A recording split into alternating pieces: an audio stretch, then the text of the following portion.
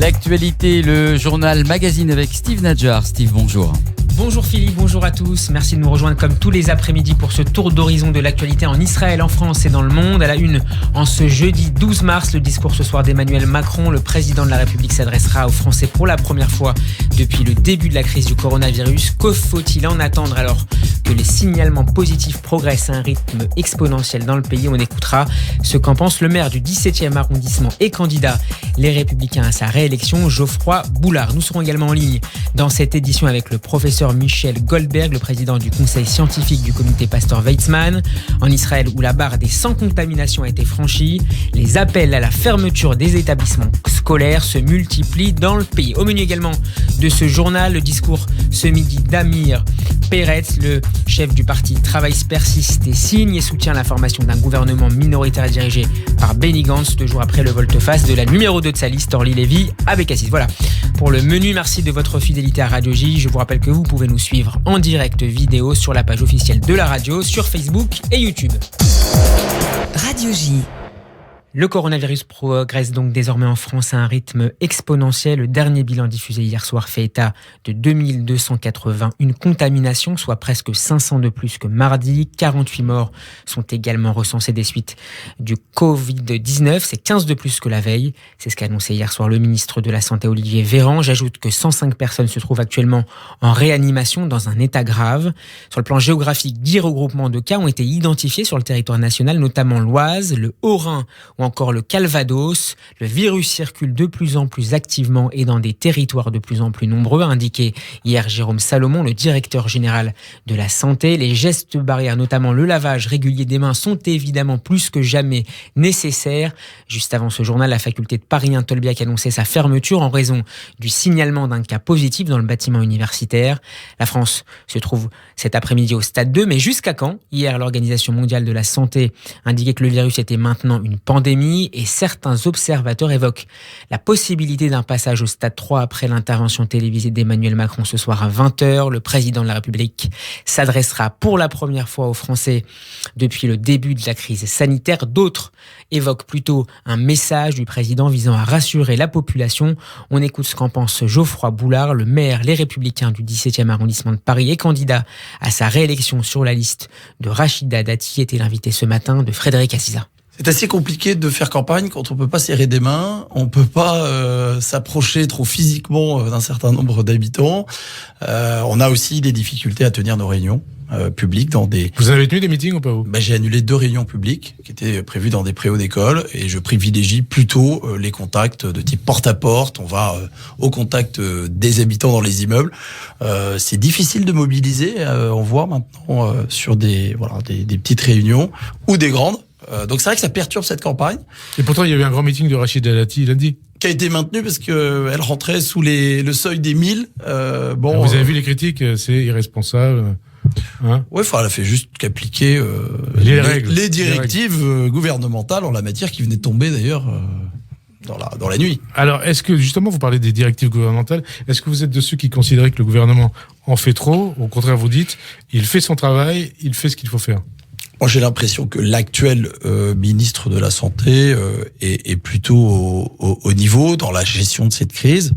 Après, les médias relayent énormément. Je reviens là d'une crèche dans le 17e arrondissement. On a décelé un cas de coronavirus dans les parents notamment qui sont venus chercher leurs enfants, et on voyait d'ailleurs les réactions du personnel qui va être mis en quatorzaine, si j'ose dire, inquiets parce qu'ils les écoutent à la télévision. Donc, les chaînes d'info, hein. Oui, chaînes d'info, et ils sont inquiets, et donc là on leur a rappelé les directives de l'ARS, ce qu'il fallait faire, pour que ce soit apaisé. Donc il y a peut-être un peu de surmédiatisation. Alors ça a des vertus parce que ça permet de prévenir. Et c'est quand même un enjeu aussi des médias de prévenir, mais peut-être qu'on en fait peut-être un peu trop. Quand je vois ce qui se passe dans certains supermarchés, je suis assez inquiet de l'effet que ça peut avoir et des conséquences que ça peut avoir sur la consommation. Emmanuel Macron doit parler ce soir, il se pose quelque part en protecteur sanitaire des Français. Qu'est-ce que vous attendez de sa part?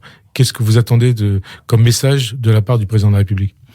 Je vous le dis, sur l'aspect prévention, de dire la réalité de cette épidémie, que les Français sachent exactement où on en est, ce qui a été mis en place, ce qui va être mis en place, et sur l'aspect économique, qu'il y ait un plan qui soit organisé, parce que là, on sent que ça, c'est pas forcément très très clair. Je pense que voilà, le président de la République doit s'adresser à la nation pour rassurer et montrer que l'État est bien pilote de cette crise, et en tout cas le référent unique d'ailleurs dans le dispositif. Et puis peut-être aussi une réponse au niveau européen. On a entendu que Angela Merkel a dit qu'au niveau des excédents commerciaux de l'Allemagne, ça pourrait peut-être servir à relancer l'économie au niveau européen. Je trouve que s'il y a une coopération, une solidarité européenne, c'est vraiment là le moment de la montrer, et c'est aussi l'enjeu du couple franco-allemand, de l'Union européenne, de se montrer solidaire. L'Italie vit une situation très très complexe qui va avoir des impacts aussi en France dans les prochaines semaines. Alors, il y a donc ces conséquences économiques et les conséquences politiques, mais même au niveau du vote dimanche prochain. Selon un sondage, et là, 25% des Français interrogés sont inquiètes et hésitent à se rendre au bureau de vote. Est-ce que vous redoutez que la peur du coronavirus puisse influencer sur le taux de participation et puis peut-être conduise notamment les personnes âgées à ne pas aller voter? Et quel est le message que vous leur envoyez? Quel est le message que vous leur adressez plutôt? Et comment vous comptez faire pour encourager les gens à aller voter? Dimanche, allez voter. On peut pas non plus arrêter les élections au motif qu'il y a une épidémie. Il y a des dispositifs qui ont été mis en place dans les bureaux de vote spécifiquement. Faisons confiance aux collectivités locales, en lien avec les préfets. C'est comme ça que ça s'organise les élections.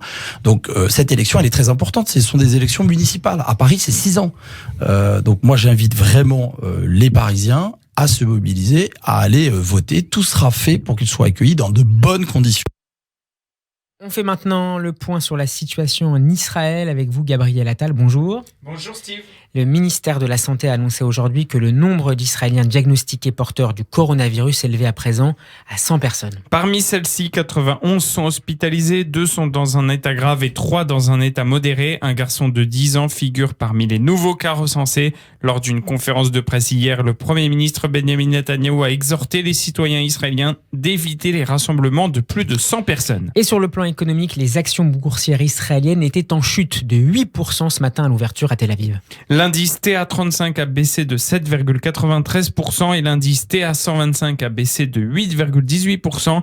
Itai Ben-Zeev, le PDG de la bourse de Tel Aviv, a déclaré que le coupe-circuit avait été activé pour donner aux investisseurs le temps de prendre des décisions éclairées.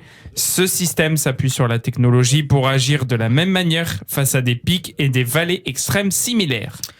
Et dans le reste du monde, Gabriel, les bourses chutent fortement également. À l'ouverture ce matin, le CAC 40 s'est effondré de 5,11%. La bourse de Londres a plongé de plus de 5% et celle de Francfort de 5,81%.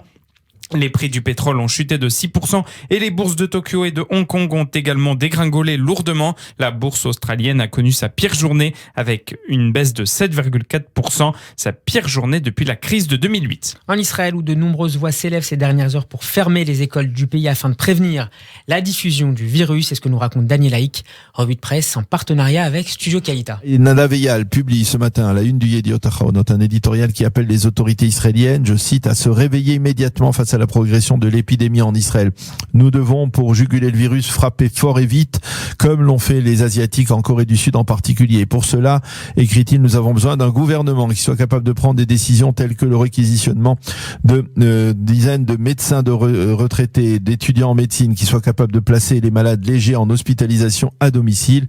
Voilà donc pour résumer, alors que certains en Israël trouvent que Binyamin Netanyahou en fait trop, Nadav Eyal, lui, trouve dans le Yediot Ahronoth qu'il n'en fait donc pas assez. Même son de cloche dans l'éditorial central du Yediot en page 2 rédigé ce matin par Sarit Rosenbaum. Pourquoi n'a-t-on pas fermé jusqu'à présent les établissements scolaires, se demande-t-elle. Au lieu d'aller jusqu'au bout de leur logique, Netanyahou et Litzman se sont arrêtés en chemin, affirme-t-elle. Même si les enfants contractent moins le virus, il faut leur interdire d'aller à l'école, estime donc cet éditorialiste du Yediot Ahronoth. Le Israël Hayom nous montre en une ce matin 2 photos. La première prouve que ce que nous venons de dire n'est pas tout à fait exact, puisque virus que le journal nous montre.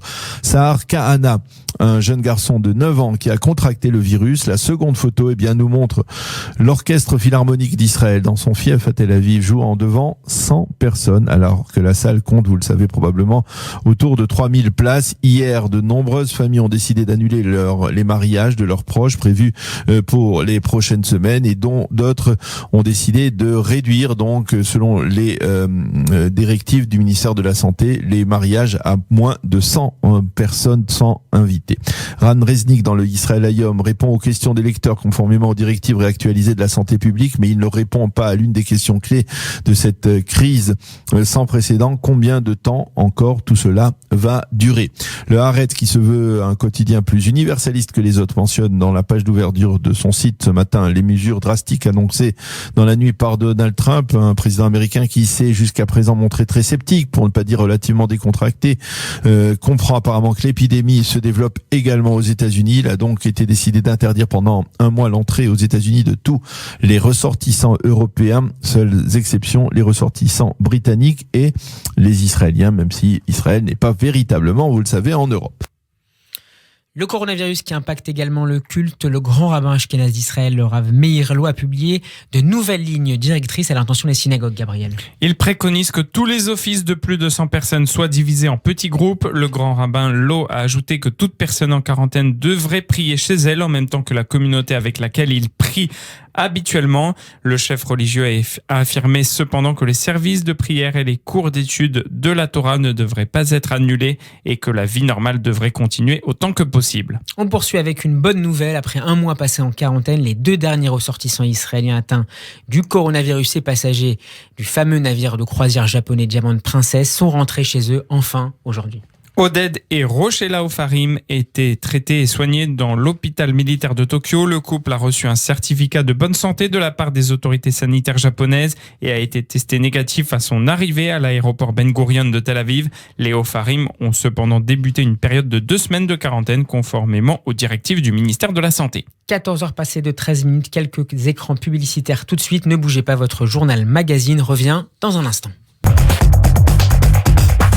Radio J, 14h14, la suite du journal, Steve Nadja. Et nous sommes en ligne avec le professeur Michel Goldberg. Bonjour monsieur.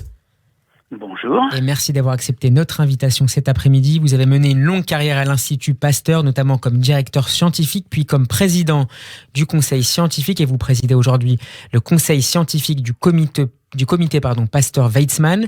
Professeur Michel Goldberg, quel regard de scientifique portez-vous sur la crise sanitaire globale que nous sommes en train de vivre, je dirais, en mondovision et en même temps en temps réel? Alors écoutez, mon regard est évidemment celui d'une inquiétude, mais d'une inquiétude, disons, tempérée. Tempérée par la comparaison avec la grippe, tempérée par la comparaison avec d'autres épidémies liées à des virus que nous avons pu connaître. Pour quelle raison ? Alors, parce que si on regarde très objectivement les chiffres tels qu'on les connaît aujourd'hui, on n'a pas l'impression qu'il s'agisse d'une épidémie, d'un virus qui soit considérablement plus dangereux que celui de la grippe. J'y vois par contre une grande différence, c'est que la grippe existe est connue depuis plus d'1 siècle. Nous avons tous, les uns et les autres, été exposés au virus. Nous avons tous soit développé la maladie, soit très souvent développé des anticorps sans que la maladie s'établisse. Et donc, quand un virus apparaît, malgré les variations génétiques, malgré l'échappement aux anticorps, beaucoup d'entre nous ne présentent pas de symptômes parce que nous avons des anticorps qui nous protègent. Ça n'est pas le cas pour le nouveau virus. Et donc, c'est cette différence qui motive la mobilisation des pouvoirs publics. Ça motive effectivement, ça explique en gros que beaucoup plus de gens que d'habitude seront frappés, mais pas vraiment plus dangereusement, pas considérablement plus dangereusement qu'avec la grippe. Je pense que si on faisait passer en France, si on avait fait passer en France l'an dernier, pendant l'épidémie de grippe, des tests à tous les gens que l'on soupçonnait d'être grippés, si l'on avait comptabilisé le nombre de morts liés à cette grippe, disons, on aurait eu des problèmes premières pages de journaux aussi alarmantes ou à peu près que celles que nous voyons aujourd'hui. Et c'est-à-dire qu'on en fait trop, les médias, nous les médias notamment. Je pense que les médias inquiètent un peu trop.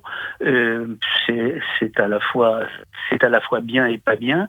C'est bien parce que ça fait prendre conscience aux gens des précautions qu'ils doivent prendre, mais d'un autre côté, ça inquiète.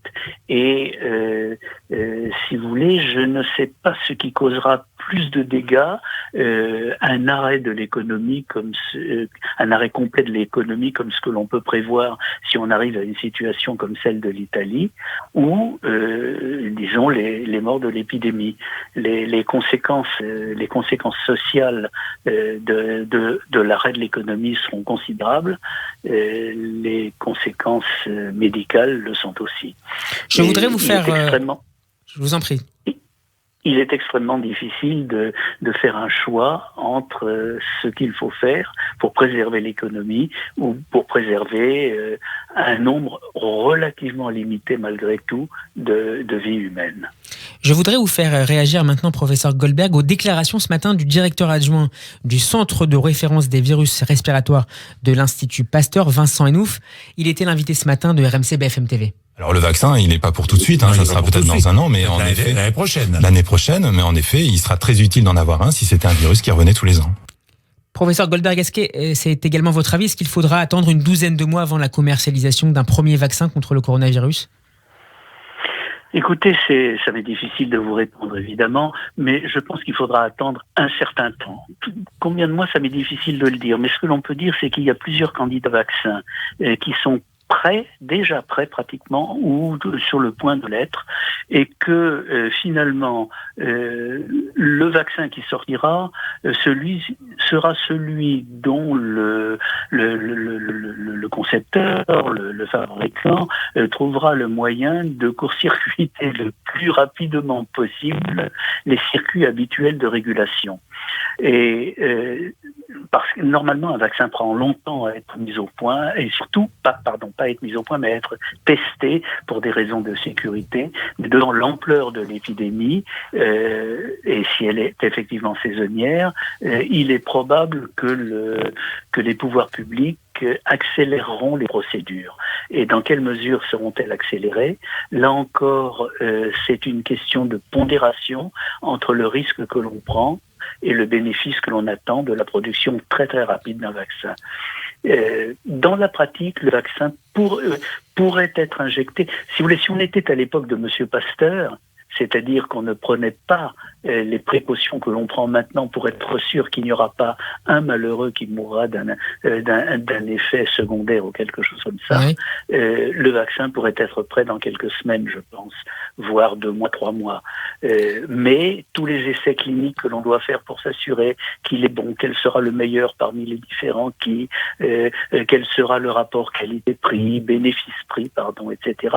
Toutes ces considérations qui ralentissent énormément l'autorisation de mise sur le marché d'un vaccin ou d'un médicament à usage humain, je ne sais pas quelle sera l'attitude des pouvoirs publics à leur égard. Michel Goldberg, la ministre de l'Innovation, Frédérique Vidal, annonçait hier que 20 projets de recherche avaient été sélectionnés.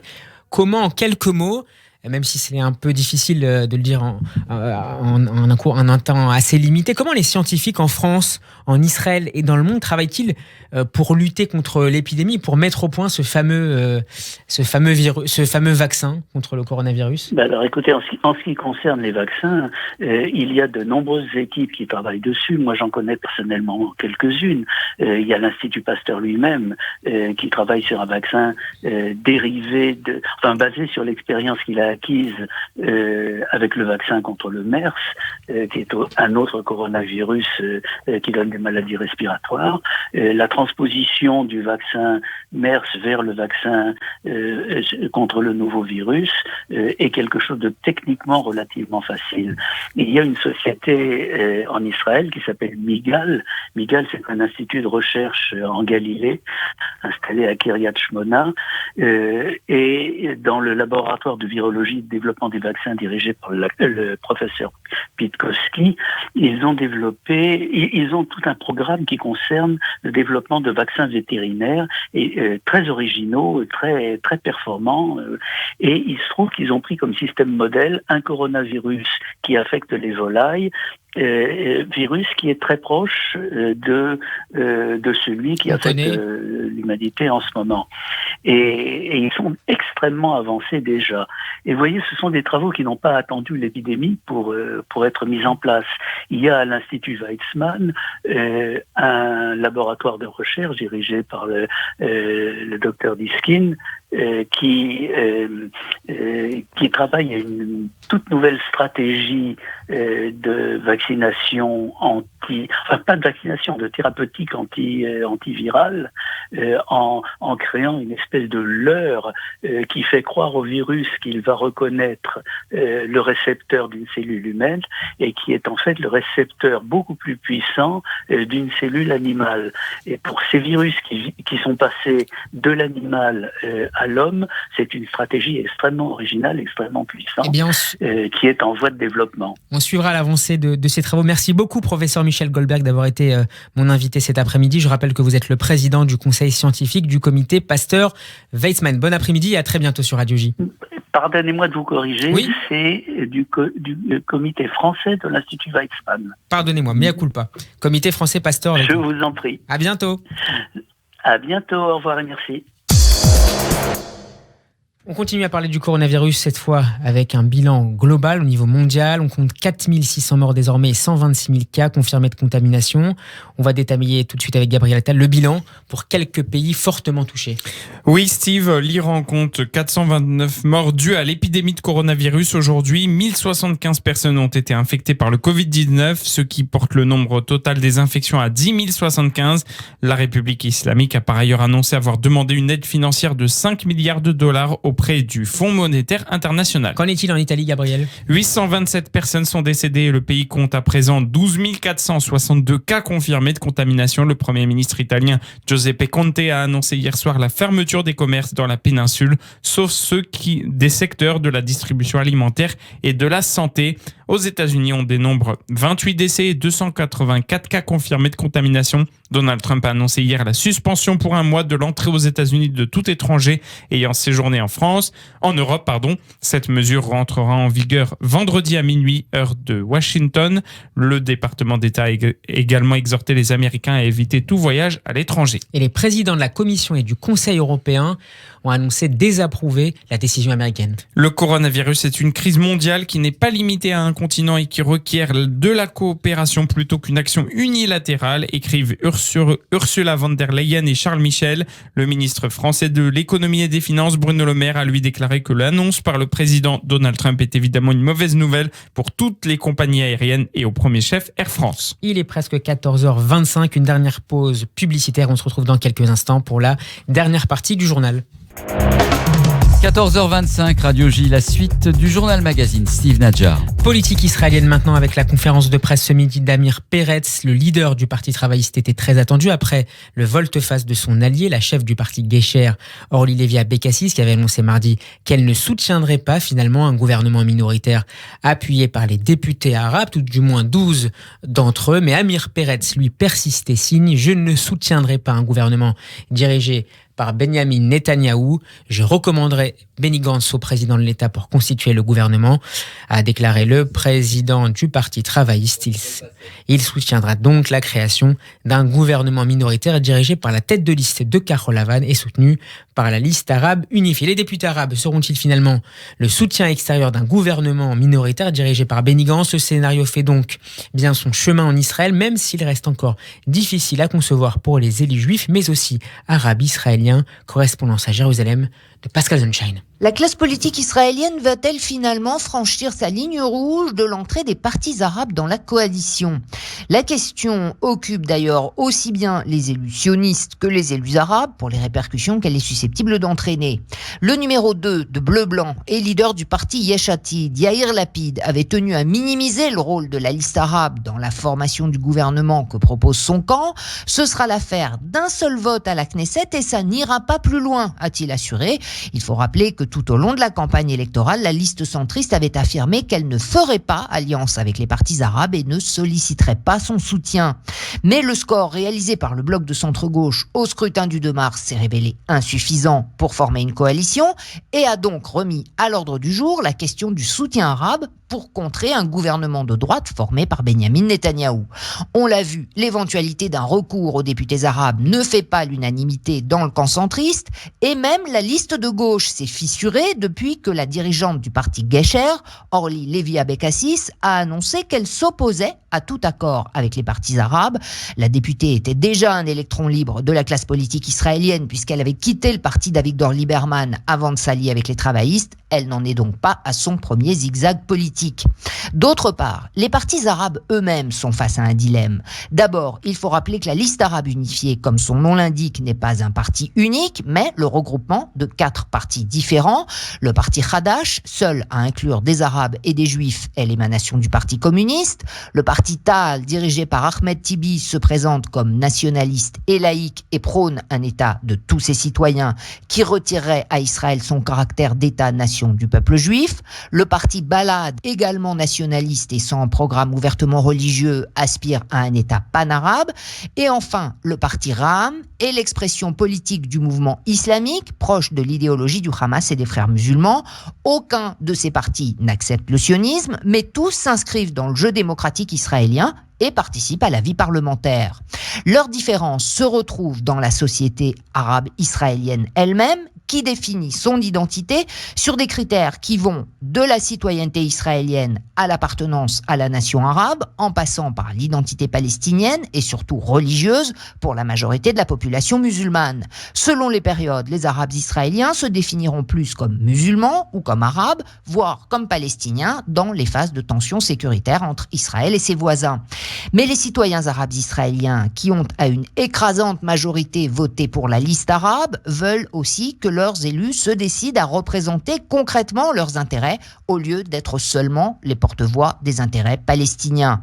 Il faut dire que les députés arabes de la Knesset ont toujours un problème de légitimité face aux Palestiniens et face au reste du monde arabe, qui explique aussi leur réticence à entrer dans le jeu politique.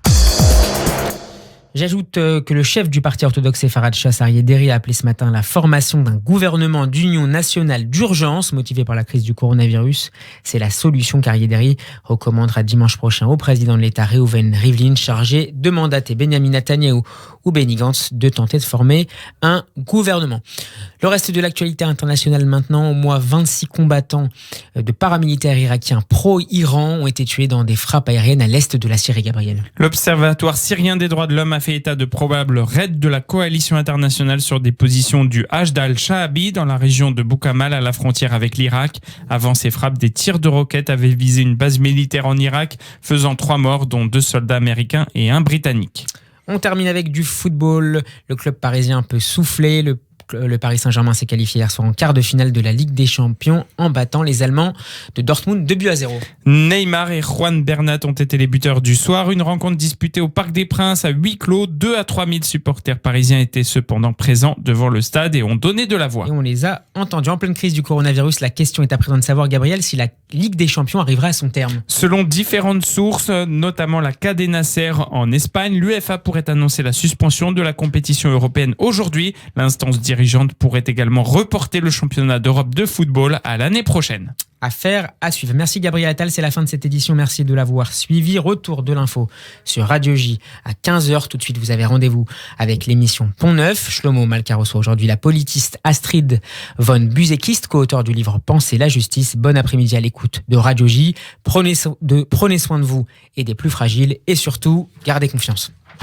Retrouvez ce journal sur radioj.fr et sur l'appli Radio J, disponible sur l'App Store et Google Play.